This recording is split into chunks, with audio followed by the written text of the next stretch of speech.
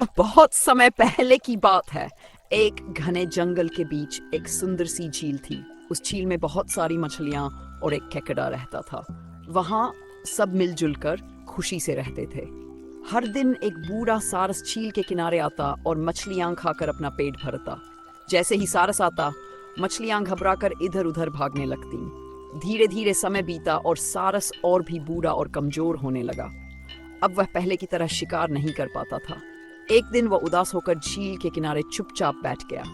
मछलियों ने देखा और सोचा, अरे आज ये हमें पकड़ क्यों नहीं रहा। फिर भी वे पास नहीं गई। कुछ दिन ऐसे ही बीत गए। एक दिन केकड़ा हिम्मत करके सारस के पास आया और बोला, भाई कई दिनों से देख रहा हूँ, तुम ना कुछ खाते हो ना मछलियों को पकड़ते हो, क्या बात है। सारस रोने लगा और बोला, मुझे बहुत चिंता हो रही है। एक ज्योतिष ने कहा है कि जल्द ही ये झील सूख जाएगी, पानी खत्म हो जाएगा, तो तुम सब कैसे जियोगे। यही सोचकर मैंने खाना पीना छोड़ दिया। खेकड़ा डर गया और झील में जाकर सारी मछलियों को ये बात बता दी। सभी मछलियां घबराकर सारस के पास आईं और बोली, हम क्या करें, कहाँ जाएं, हमें बचाओ।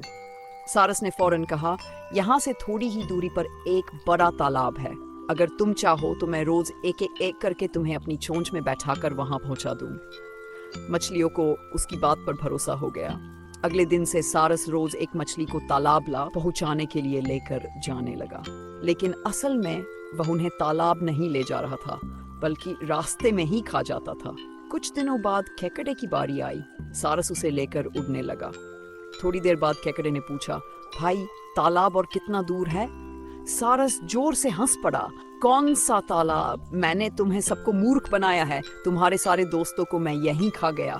नीचे देखो, उनकी हड्डियां पड़ी, अब तुम्हारी बारी है। केकड़े ने नीचे देखा तो सच में बहुत सी हड्डियां पड़ी थीं।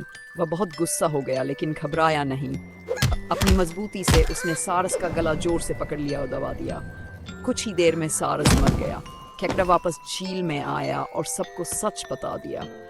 सारी मछलियां खुश होकर नाचने लगीं, क्योंकि अब झील में कोई खतरा नहीं था।